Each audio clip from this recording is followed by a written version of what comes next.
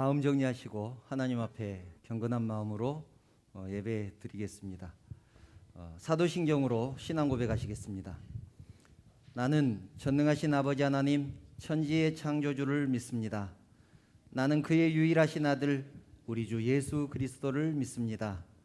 그는 성령으로 잉태되어 동정녀 마리아에게서 나시고 본디오 빌라도에게 고난을 받아 십자가에 못 박혀 죽으시고 장사된 지 사흘 만에 죽은 자 가운데서 다시 살아나셨으며 하늘에 오르시어 전능하신 아버지 하나님 우편에 앉아 계시다가 거기로부터 살아있는 자와 죽은 자를 심판하러 오십니다. 나는 성령을 믿으며 거룩한 공교회와 성도의 교제와 죄를 용서받는 것과 몸의 부활과 영생을 믿습니다. 아멘.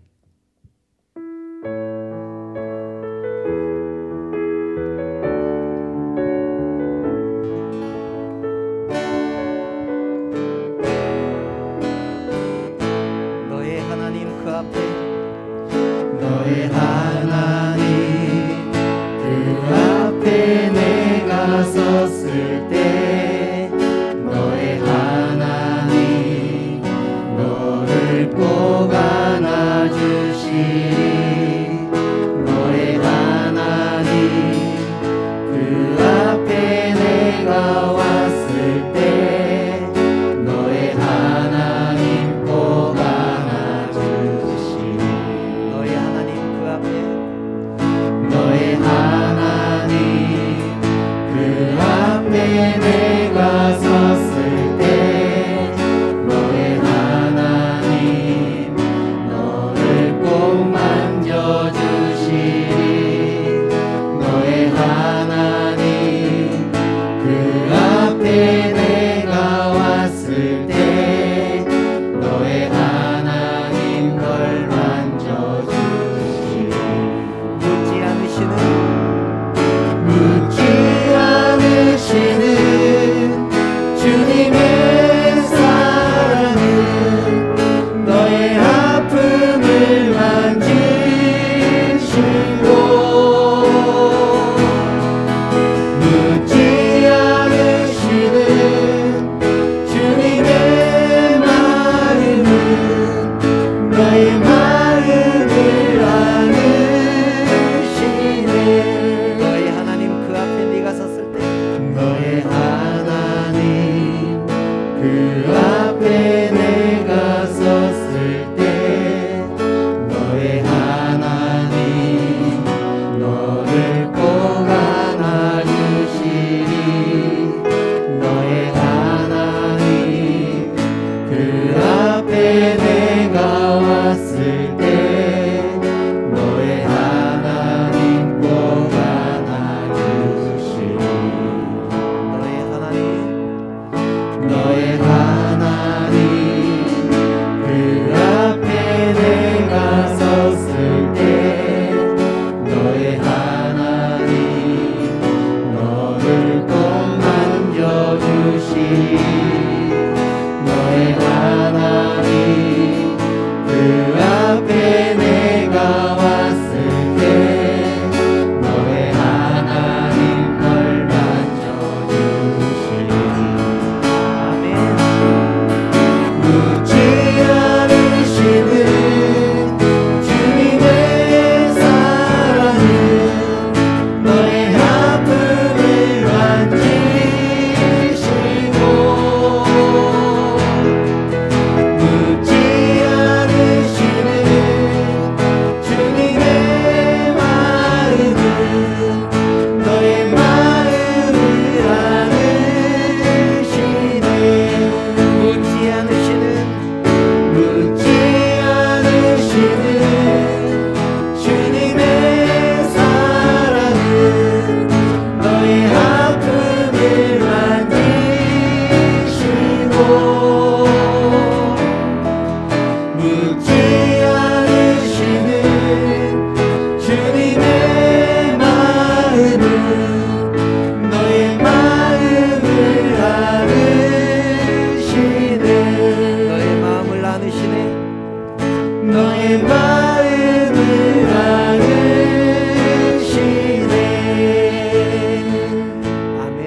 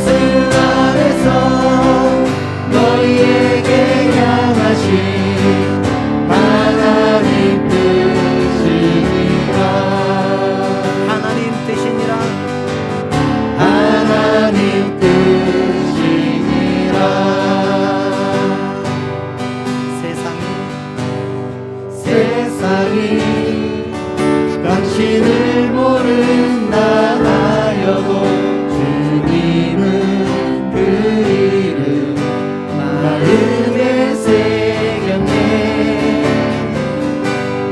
세상이 주 이름 모른다 하기에 오늘도 그 이름 열방에 새기리. 세상이 당신을 모른다 하여도 세상이 당신을 모른다 하여도 주님은 그 이름 마음에 새겼네. 세상이 주 이름 모른다 하기에 오늘도 그 이름 열방에 새기리. 땅의 모든 끝이 땅의 모든 끝이 주께 아멘. 돌아오게 되니 잃어버린 영혼들 향한 아버지의 꿈 당신의 삶을 통해 이루어지리.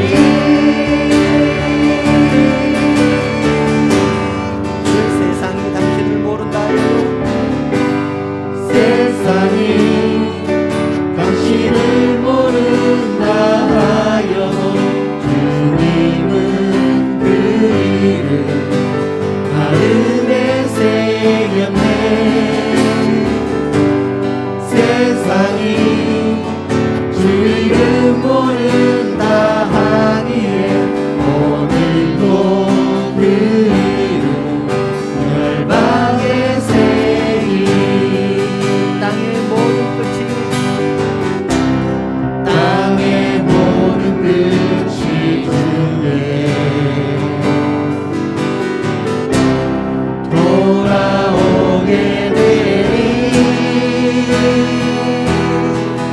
잃어버린 영혼들 향한 아버지의 꿈 당신의 삶을 통해 이루어지리.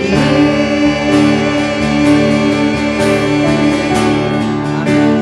세상이 당신을 모른다 하여도 세상이 당신을 모른다 하여도 주님은 그 이름 마음에 새겼네. 세상이 주 이름 모른다 하기에 오늘도 그 이름 열방에 새기리. 오늘도 그 이름 열방에 새기리. 아멘.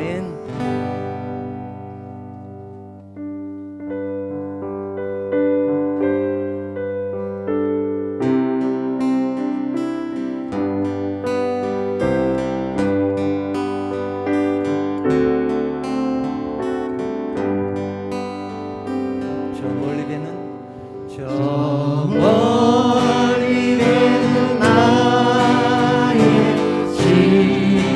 시온성 거룩한 곳 아버지시 내 사모하는 내 사모하는 집에 가고자 한 마음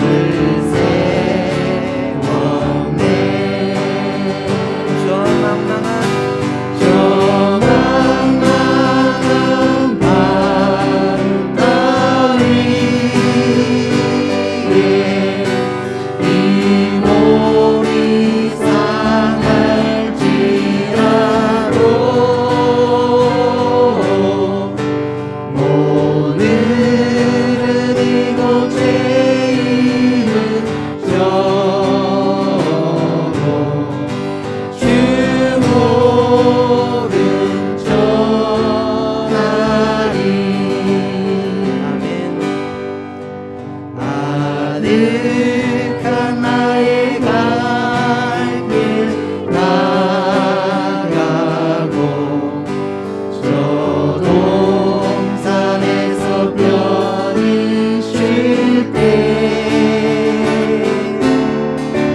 내 고생하는 모든 일들을 주께서 아시니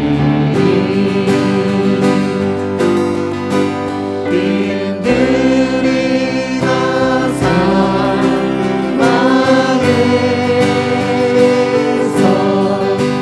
네 몸이 고날지라도 오내 주 예수 날 사랑하사 날 지켜주시니 오내 주 예수 날 사랑하사 오내 주 예수 날 사랑하사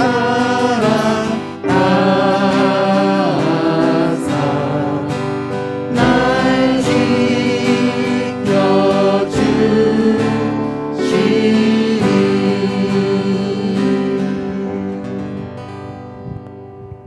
거룩하신 하나님, 죄와 허물로 죽었던 죄인들 구원해 주신 하나님의 은혜 진심으로 감사합니다.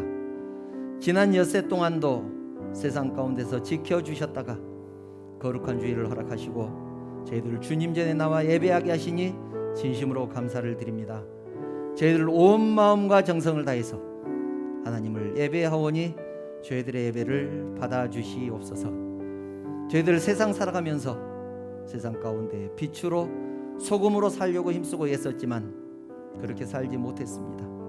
저희들 너무나 부족하고 연약한 거로 때로는 넘어지고 때로는 낭망하며 때로는 시험에 들어 쓰러졌습니다. 그럼에도 불구하고 저희들을 사랑하시며 인도하신 하나님 진심으로 감사드립니다.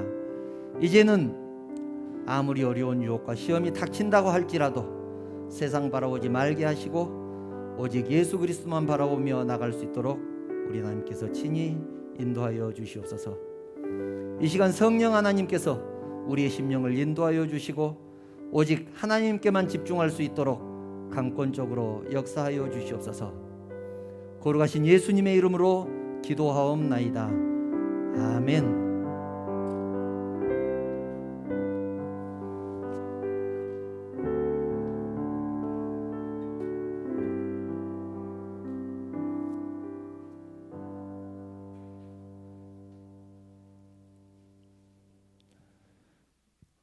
하나님 말씀 함께 보겠습니다. 오늘 우리에게 주신 하나님 말씀은 다니엘 1장 8절 9절 말씀입니다. 다니엘서 1장 8절 9절 말씀입니다. 하나님의 말씀 제가 봉독하겠습니다. 다니엘은 뜻을 정하여 왕의 음식과 그가 마시는 포도주로 자기를 더럽히지 아니하리라 하고 자기를 더럽히지 아니하도록 환관장에게 구하니 하나님이 다니엘로 하여금 환관장에게 은혜와 긍휼을 얻게 하신지라. 아멘. 주님 전에 예배하는 사랑하는 성도들에게 하나님의 평강이 함께 하시기를 간절히 축복합니다.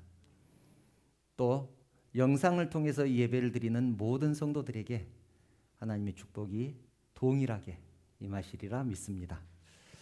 우리는 지난 시간까지 오베데돔과 아비나답의 얘기를 통해서 성도가 어떻게 예배를 드려야 하는지 또 하나님의 일은 어떻게 감당해야 되는지 함께 살펴보았습니다. 오늘부터는 다니엘의 얘기를 하려고 합니다. 다니엘 잘 아시죠? 사자굴에도 들어갔고 풀무불에도 들어갔던 그 다니엘 얘기를 하려고 합니다. 다니엘의 얘기를 통해서 우리는 이 땅에서 어떻게 신앙생활을 해야 되는가, 이 땅에서 어떻게 살아야 되는가 함께 살펴보려고 합니다. 우리가 먼저 알아야 될 것은 다니엘이 살던 시대, 더 정확하게 얘기를 해서 다니엘이 포로로 잡혀가서 그곳에서 살던 환경, 그 환경이 요즘 우리들이 살아가는 이 세상과 그렇게 별반 다르지 않다는 것을 우리는 먼저 기억을 해야 됩니다. 지금보다 신앙생활하기 더 어려우면 어려웠지 결코 더 쉬운 환경은 아니었다라는 것이죠. 그것을 이해하기 위해서는 이스라엘의 역사를 조금 알아야 합니다. 이스라엘은 이 시대에 내부적으로나 또는 국제적으로나 굉장히 어려운 시기에 있었습니다. 지난 시간에 잠깐 말씀드렸었는데 솔로몬의 아들 르호보암 때 이스라엘은 남북으로 갈라집니다. 북쪽 이스라엘은 여로보암이 다스렸고 남쪽 유대는 르호보암이 다스립니다. 르호보암과 여로보암, 이름이 서로 비슷하니까 두 사람이 형제가 아닌가 그렇게 생각하는 사람들이 많이 있는데 그렇지 않습니다. 르호보암은 솔로몬의 아들이니까 아브라함으로부터 이어지는 다윗의 혈통이고, 여로보암은 솔로몬의 부하로 있다가 솔로몬이 죽자 반역을 해서 북쪽 이스라엘의 왕이 된 사람입니다. 이렇게 내부적으로 이스라엘은 굉장히 어려운 시기에 있었습니다. 이때부터 이스라엘이라는 이름, 나라의 이름도 이제 바뀌게 되는데, 솔로몬 때까지는 이스라엘 그러면 이스라엘 전체를 나타냈습니다. 그런데 남북으로 갈라진 다음에는 북쪽을 이스라엘이라고 부르고 남쪽은 유대민족, 유대 땅 이렇게 불렀습니다. 북쪽 이스라엘과 남쪽 유대가 갈라진 것이 기원전 930년 그 정도 됐습니다. 북쪽 이스라엘은 북쪽 이스라엘 왕을 계속 세워가면서 약 209년 정도 그 왕조가 계속 유지됐고, 남쪽 유대도 왕이 계속 바뀌어가면서 약 344년 정도 남쪽 유대가 유지가 됩니다. 북쪽 이스라엘을 멸망시킨 나라가 아수르인데 지금으로 말하면 아시리아, 혹시 그 이름은 들어보셨죠? 아시리아라는 나라. 히브리어 사람들은 그 나라를 아수르라고 불렀습니다. 이 아수르라는 나라는 무려 600년 동안이나 역사가 이어져 오는 강대국 중에서도 초강대국이었습니다. 다른 적수가 없다고 할 정도로 막강한 나라였는데, 여러분 아수르가 어디에 멸망한지 아십니까? 바벨론이라는 나라에 멸망을 합니다. 이 당시에 바벨론은 신생국가였습니다. 그런데 이 신생국가인 바벨론이 아수르를 멸망시키고 BC 586년에 유대를 쳐들어와서 예루살렘을 함락시키고 그 이후에는 애굽까지 함락시킨, 그래서 전 세계로 뻗어가는 영토를 확장하는 초강대국으로 등장을 하게 됩니다. 그런 바벨론이 이스라엘 백성들을 3번에 걸쳐서 포로로 잡아갑니다. 그 숫자가 10,000명이 훨씬 넘을 정도로 많은 숫자를 포로로 잡아갑니다. 다니엘은 BC 622년경에 태어났는데 605년에 포로로 잡혀갑니다. 그러니까 포로로 잡혀갈 당시에 나이가 17살, 18살 정도 됐습니다. 아주 어린 청소년 시기에 잡혀갔죠. 그런데 그렇게 아수르도 멸망시키고 애굽도 멸망시켰던 그런 신생 바벨론이 승승장구하면서 온 천하의 패권을 쥐고 천년만년 그렇게 갈 것 같았는데, 바벨론이 갑자기 멸망을 하는데 그 멸망시킨 나라가 바사라는 나라입니다. 히브리어로 바사. 바사라는 나라는 성경에 많이 나오죠. 바사는 우리가 아는 페르시아를 바사라고 부릅니다. 그러니까 바벨론은 요즘으로 말하면 이라크를 말하고 바사는 이란을 말합니다. 이라크가 이란에게 함락이 됐다라는 것이죠. 그렇게 전 세계의 정세가 불안정한 시기에, 말 그대로 격동의 시기를 다니엘은 살고 있었습니다. 이렇게 죽고 살고 하는 전쟁 상황, 나라가 망하느냐 흥하느냐 하는 그런 전쟁 상황에 포로의 생명은 어떻게 보장될 수 있었을까요? 포로의 안위, 포로의 인권, 포로의 신앙, 이런 것들이 보장될 수 있었을까요? 이런 것들은 거의 불가능하다고 볼 수밖에 없는 그런 상황이었습니다. 포로는 죽든 살든 아무 상관없는 그런 하찮은 존재였습니다. 그런 상황이었다는 것 우리가 염두에 두고 다니엘 얘기를 이제 시작하려고 합니다. 본문으로 들어갑니다. 다니엘이 잡혀갔을 때 바벨론에서는 포로들 중에서 아주 영향력 있는 사람, 성경을 보면 왕족과 귀족들을 뽑아서 세 가지 정책을 시행을 합니다. 첫 번째 정책이 무엇이냐면 바벨론의 문화를 가르치는 것이었습니다. 다니엘서 1장 4절을 보면 이렇게 말씀합니다. 곧 흠이 없고 용모가 아름다우며 모든 지혜에 통찰하며 지식에 통달하며 학문에 익숙하며 왕궁에 설만한 소년을 데려오게 하였고 그들에게 갈대아 사람의 학문과 언어를 가르치게 하였고, 갈대아 사람의 학문과 언어, 즉 바벨론의 학문과 언어, 쉽게 말해서 바벨론의 문화를 가르치게 했다는 것입니다. 왕족이면 또 귀족이면 포로들 중에서 영향력 있는 사람들이었습니다. 그 사람들을 이렇게 학문을 가르치게 한 이유가 무엇이었을까요? 그 인재들, 지도자들을 바벨론화 시키는 것입니다. 일제 식민지 때도 그런 일본이 그런 정책을 펴지 않았습니까? 일본의 말을 가르치고 일본의 문화를 배우게 해서 우리나라 사람들을 일본화 시키는 그런 정책을 펴지 않았습니까? 바벨론도 마찬가지입니다. 역사를 가르치고 언어를 가르치고 문화를 가르쳐서 바벨론화 시키는 것이었습니다. 유대 민족을 흡수하기 위한 것이죠.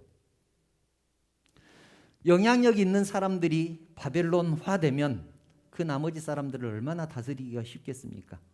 그래서 제일 먼저 시행한 것이 유대인들을 바벨론화 시키는 것이었습니다. 두 번째로 시행했던 것이 바벨론에 대한 적대감을 없애는 것이었습니다. 바벨론으로 포로로 잡혀갔으니 그들의 감정이 어땠겠습니까? 바벨론은 그야말로 죽일 원수 국가 그렇게 생각하지 않았겠습니까? 그런데 두 번째로 시행한 것이 적대감을 없애는 것이었습니다. 5절을 보면 이렇게 기록합니다. 또 왕이 지정하여 그들에게 왕의 음식과 그가 마시는 포도주에서 날마다 쓸 것을 주어 3년을 기르게 하였으니 그 후에 그들은 왕 앞에 서게 될 것이더라. 3년 동안이나 후한 대접을 합니다. 왕이 먹는 음식, 왕이 마시는 포도주 이런 것들을 포로들에게 먹게 했다는 것입니다. 포로로 잡혀가서 죽지 않은 것만도 다행인데 한두 달도 아니고 3년씩이나 왕이 먹는 음식, 왕이 마시는 포도주를 마시게 했으니 거기 뽑힌 사람들 대부분 바벨론에 대한 적대감이 없어지지 않겠습니까? 아마도 바벨론에서 시키는 대로 다 하려고 그렇게 마음먹은 사람들도 있었을 것입니다. 세 번째로 시행했던 것, 이름을 바꾸는 것이었습니다.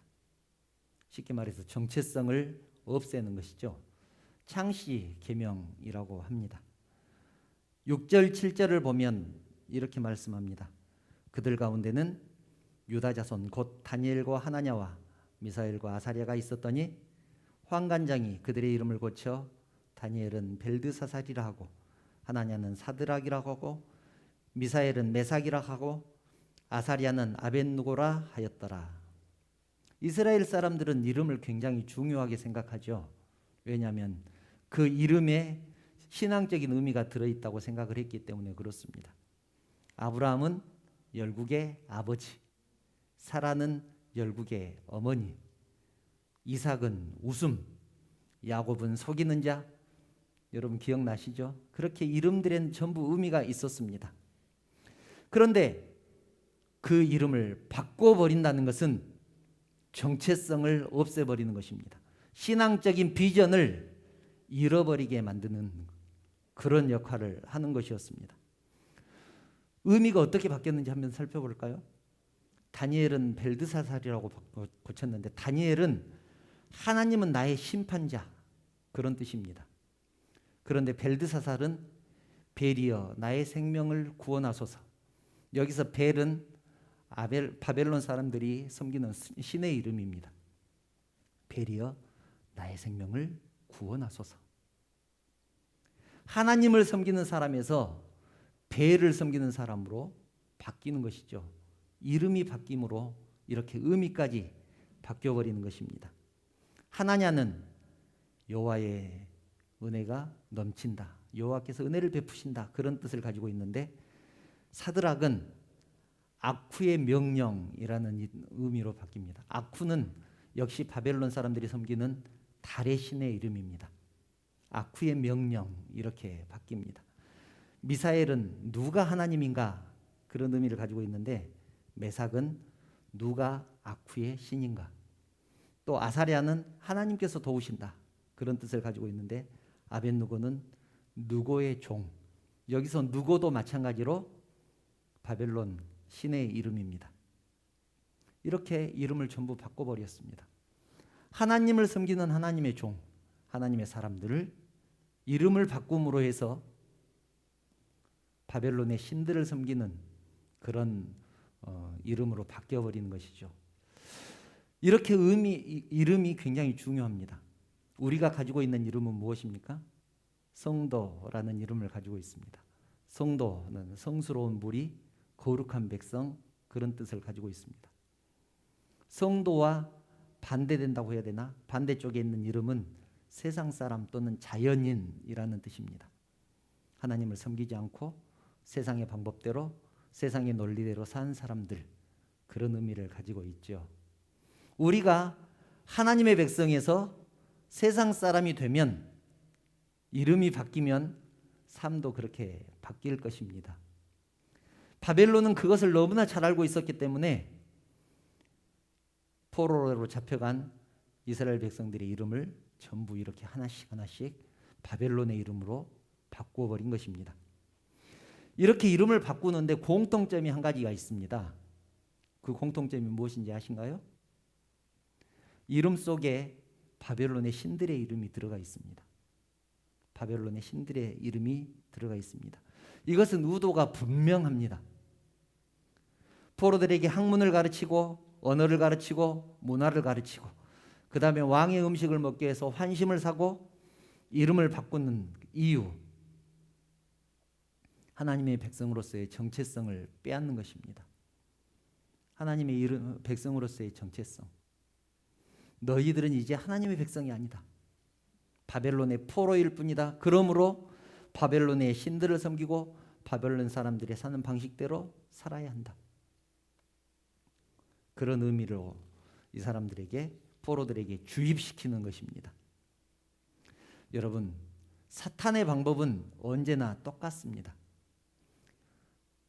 에덴 동산에서 하와를 유혹할 때도, 바벨론에서 하나님의 백성들을 유혹할 때도, 예수님이 이 땅에 오셨을 때 예수님을 시험할 때도 언제나 똑같습니다. 뱀이 하와를 유혹할 때 뭐라고 유혹을 합니까? 창세기 3장 4절 5절을 보면 이렇게 유혹을 합니다. 뱀이 여자에게 이르되 너희가 결코 죽지 아니하리라. 너희가 그것을 먹는 날에는 너희 눈이 밝아져 하나님과 같이 되어 선악을 알 줄 하나님이 아심이니라. 이렇게 유혹을 합니다. 너희가 그것만 먹으면 너희 눈이 밝아질 거야. 너희들은 하나님처럼 될 거야. 하나님이 그걸 알기 때문에 너희들에게 그것을 먹지 못하게 하셨어. 먹어도 돼. 하와가 그 말을 듣고 그 나무를 보니까 그렇게 보였습니다. 6절을 보면 이렇게 생각이 됩니다. 여자가 그 나무를 본즉 먹음직도 하고 보암직도 하고 지혜롭게 할 만큼 탐스럽기도 한 나무인지라. 먹음직도 하고 보암직도 하고 나를 그렇게 하나님처럼 만들어줄 만큼 탐스럽게 보였습니다. 여러분, 사탄이 하찮은 것 가지고 유혹하겠습니까? 보잘것없는 것, 우리가 보고 별로 관심 갖지 않을 것, 그런 것 우리에게 내밀면서 유혹할까요? 그렇지 않습니다. 도저히 거부할 수 없는 것들, 거절할 수 없는 것들, 그런 것들로 유혹하지 않겠습니까?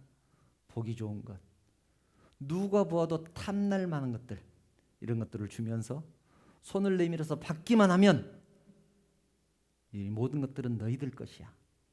예수님을 유혹할 때도, 시험할 때도 그렇게 했습니다. 이 돌들로 떡덩이가 되게 해라. 그러면 평생 배고프지 않을 거 아니야? 성전에서 뛰어내려봐. 천사들이 너 받쳐줄 거야. 그 모습을 보고 세상 사람들이 너를 우러러 볼 거야. 나에게 엎드려서 절만해봐. 이 천하 만물을 다 줄게. 천하 만물을 다 줄게. 혹 할 수 있는 그런 조건을 제시합니다. 우리가 살고 있는 세상도 별반 다르지 않습니다. 우리의 삶 속에 자리 잡고 있는 세상의 문화들은 우리가 하나님의 백성으로서의 그 정체성을 고민할 시간도 주지 않습니다. 그런 여유를 주지 않습니다. 고민할 시간도 주지 않고 세상이 이끄는 대로 따라갈 수밖에 없도록 그렇게 만듭니다. 하나님의 말씀과는 전혀 다른 메시지, 세상 것들을 누리라고 유혹하고 지금의 삶을 즐기라고 유혹하고 성도의 이름을 바꾸라고 유혹합니다. 하나님의 백성이라는 이름, 성도라는 이름만 버리면 이 모든 것들을 마음 편하게 즐길 수 있다고. 이 세상의 모든 것들이 너희들 것이라고 그렇게 유혹을 합니다. 에덴 동산에서 하와를 유혹했던 사탄이 바벨론에서 이스라엘 청년들을 유혹했고 예수님을 유혹했고 오늘날 우리들을 유혹합니다. 이런 세상에서 어떻게 살아야 할까요? 우리의 신앙을 어떻게 간직을 해야 될까요? 다니엘은 어떻게 했을까요? 여러분들 같으면 어떻게 하시겠습니까? 다니엘은 자기를 잡아간 그 바벨론, 거기에서 포로 생활을 하고 있다가 바벨론이 멸망을 합니다. 바사에게 멸망했다고 했죠. 바사가 바벨론을 멸망시킨 다음에는 바사의 포로가 됩니다. 다니엘서를 쭉 읽어보면 4명의 왕이 바뀝니다. 4명의 왕이 바뀝니다. 이런 상황 속에서 다니엘은 자기의 믿음을 지켜나갑니다. 그것뿐입니까? 왕이 바뀔 때마다 새로운 왕과 함께 그 나라의 최고 권력자의 자리를, 그 지위를 누리게 됩니다. 어떻게 그럴 수 있었을까요? 오늘 말씀의 핵심입니다. 어떻게 그럴 수 있었을까? 본문 8절을 보면 이렇게 시작을 합니다. 다니엘은 뜻을 정하여 왕의 음식과 그가 마시는 포도주로 자기를 더럽히지 아니하리라 하고 자기를 더럽히지 아니하도록 환관장에게 구하니. 여기서 환관장은 포로들을 관리하는 사람입니다. 다니엘은 뜻을 정했습니다. 마음을 결정했습니다. 어떻게 결정했습니까? 왕의 음식과 그가 마시는 포도주로 나를 더럽히지 않겠다. 바벨론의 문화로 나를 더럽히지 않겠다. 바벨론에 흡수되지 않겠다. 바벨론의 이름, 그 이름을 거부하겠다. 이렇게 뜻을 정합니다. 뜻을 정했다고 꼭 집어서 말하는 이유가 무엇일까요? 뜻을 정하는 것이 쉬운 결정이 아니었다는 것이죠. 핍박을 받을 수도 있고 더 나아가서 죽을 수도 있습니다. 그러나 다니엘은 그런 어려움이 닥친다고 하더라도 왕의 음식과 포도주로 나를 더럽히지 않겠다고 마음을 결정합니다.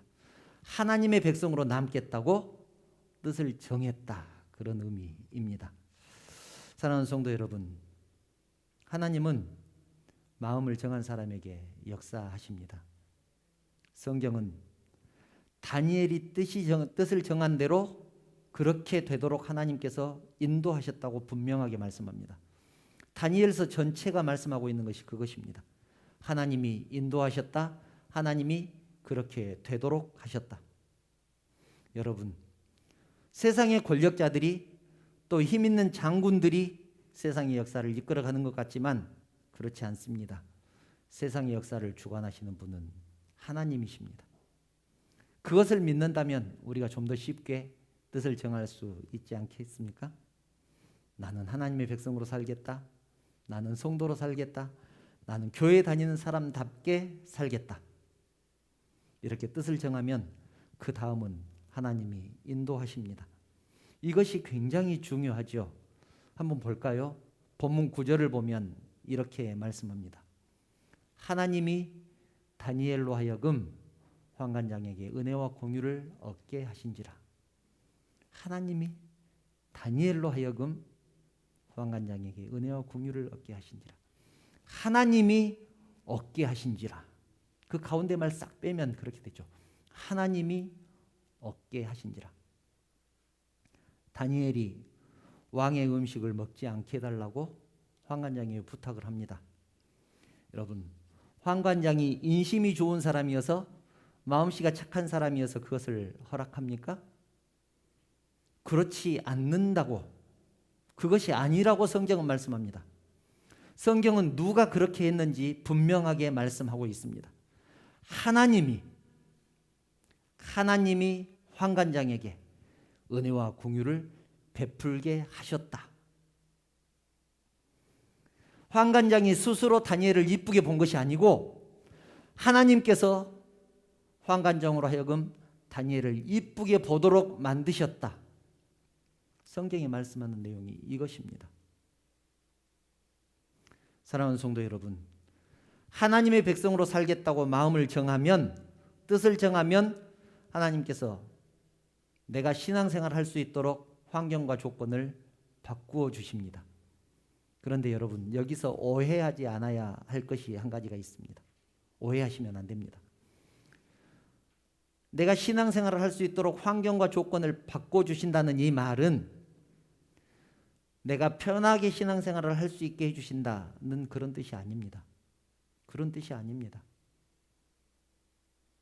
다니엘은 환관장에게 왕의 음식 대신 채소만 먹게 해달라고 부탁을 합니다.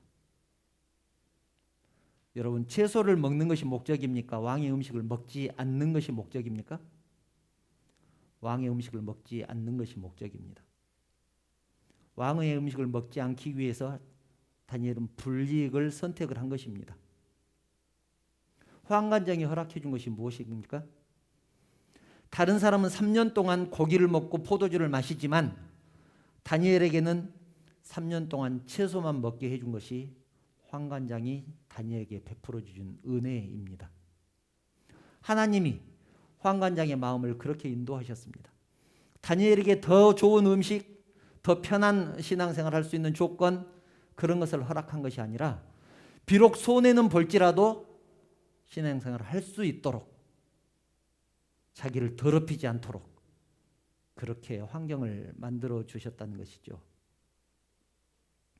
3년 동안 채소를 먹는 것이 쉽습니까?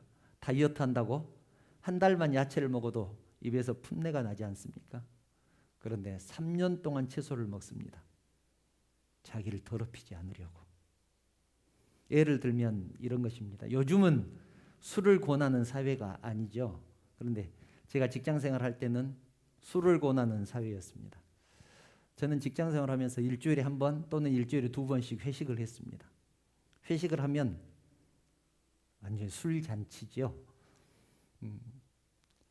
거기에서 만약 저는 교회 다니니까 술 먹지 않고 그 대신 김치에 밥만 먹겠습니다 라고 한다면 어떻겠습니까?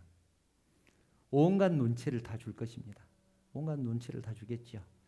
실제로는 그럴 리는 없겠지만 넌 술 안 먹는 대신 김치에 밥만 먹어 라고 한다면 어떻겠습니까? 술 먹이지 않는 것에 감사하면서 기뻐하면서 김치에 밥 먹겠습니까? 그런 얘기입니다. 다니엘의 상황이 그런 상황이었습니다.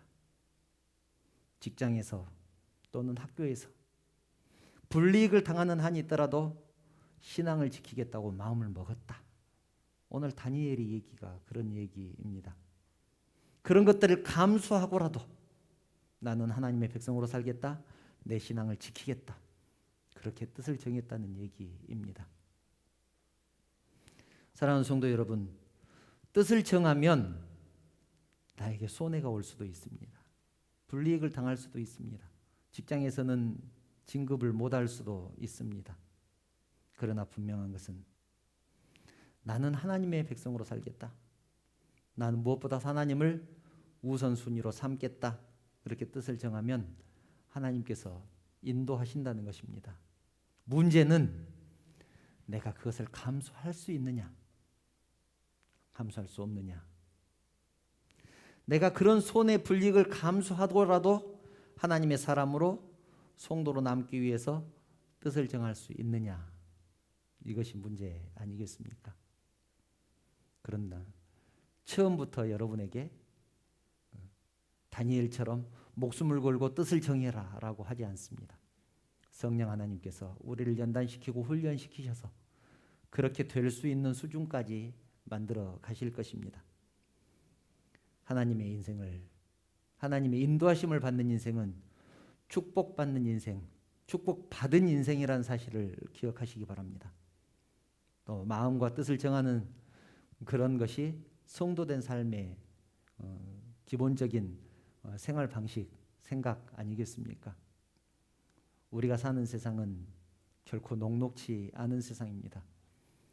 다니엘이 살았던 바벨론 같지는 않겠지만 그에 못지않게 유혹과 시험이 많은 세상에서 우리는 살고 있습니다. 그런 세상에서 우리는 어떻게 살아야 할까요? 첫째는 마음을 정하는 것입니다. 내 신앙을 지키겠다. 하나님의 백성으로 살겠다.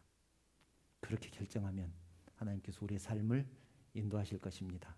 하나님의 사람으로 살 수 있도록 여건과 환경을 허락하십니다. 하나님의 인도하심을 받는 저와 여러분들 되시기를 주님의 이름으로 축복합니다. 찬양 한 곡 하신 후에 결단의 시간을 갖겠습니다. 그럼에도 불구하고 함께 찬양하시겠습니다.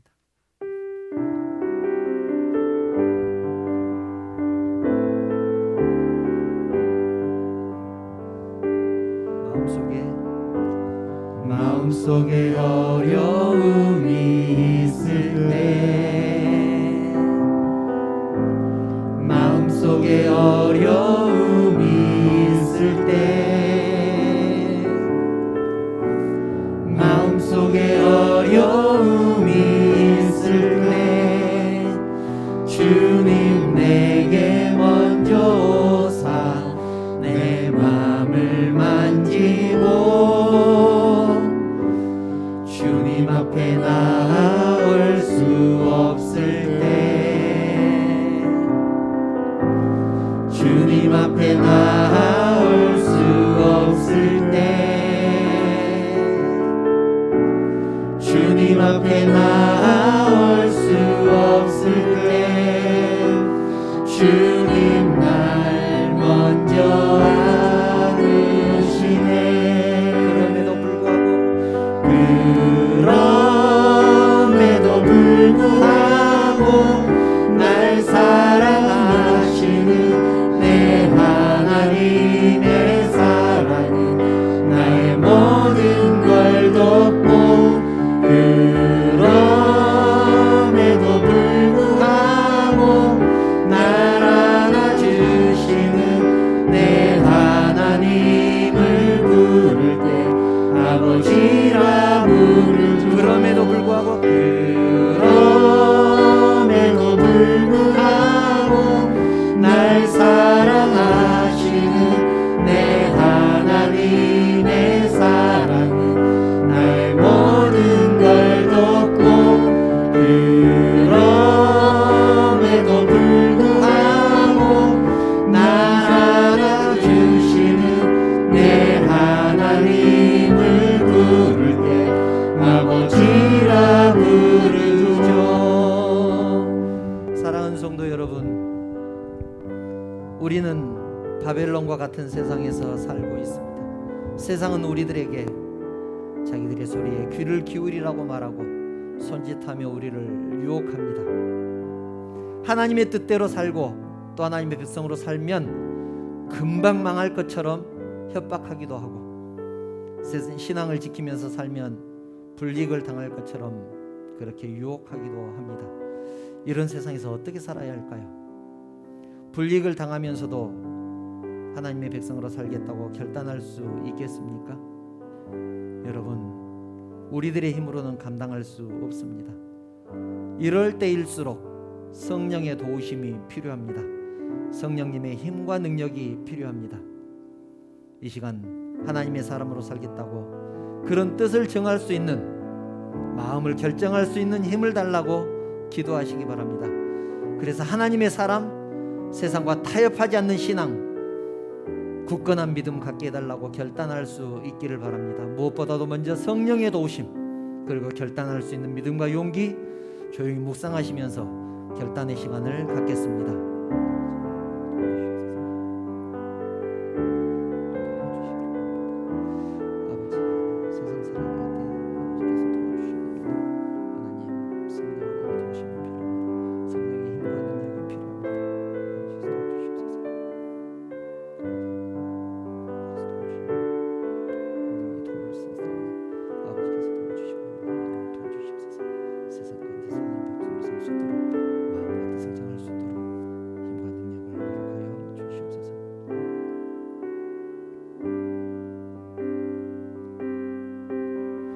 거룩하신 하나님, 우리가 살아가는 이 세상 결코 녹록치 않은 세상입니다.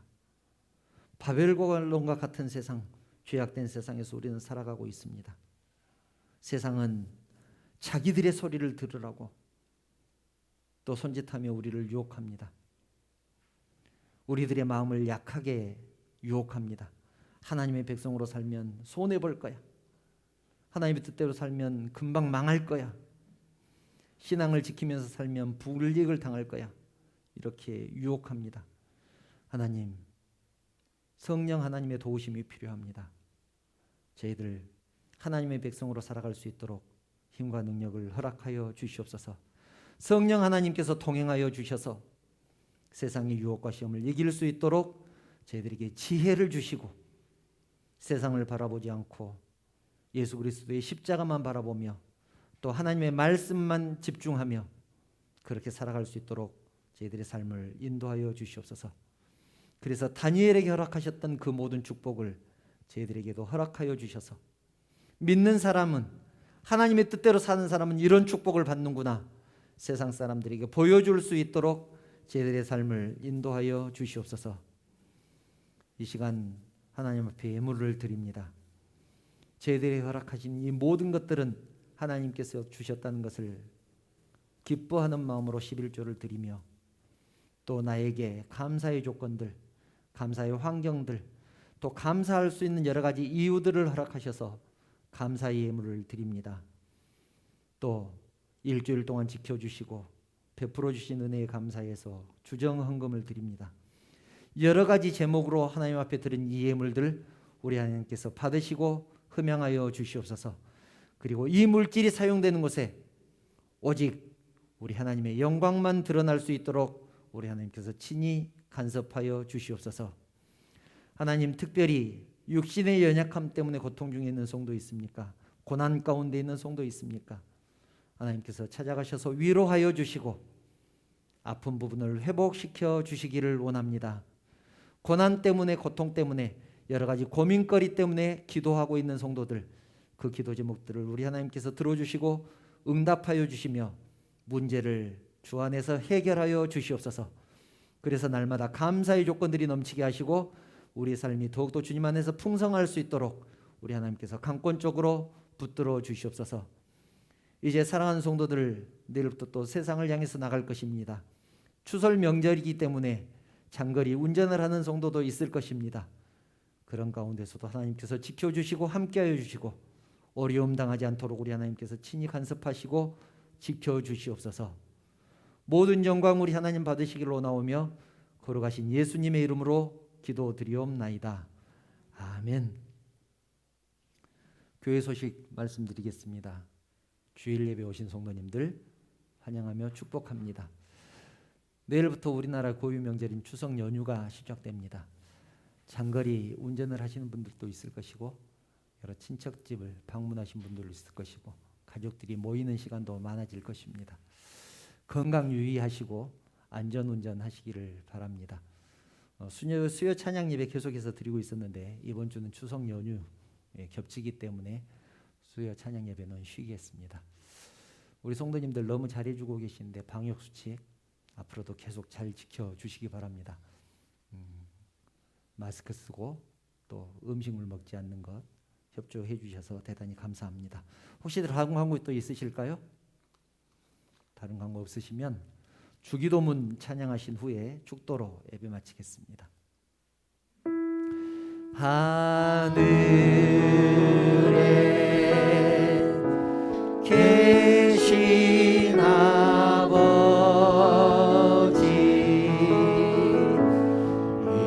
이름 거룩하사 주님 나라 임하시고 뜻이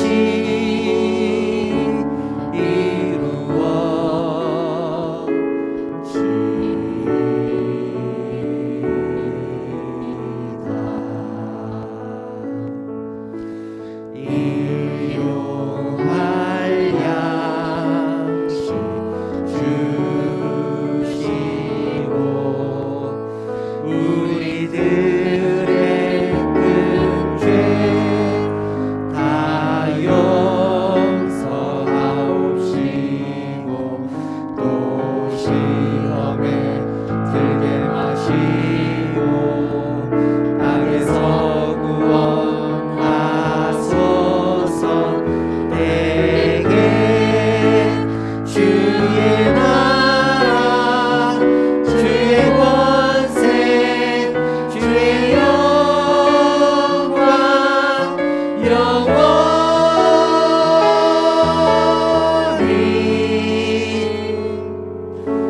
아멘.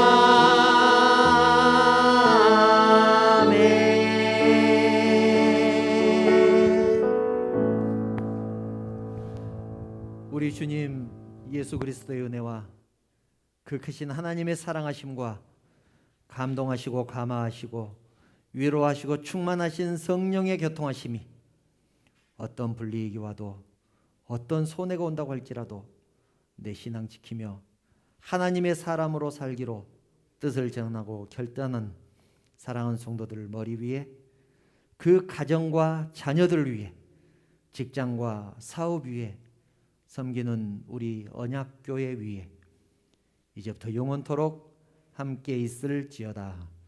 아멘.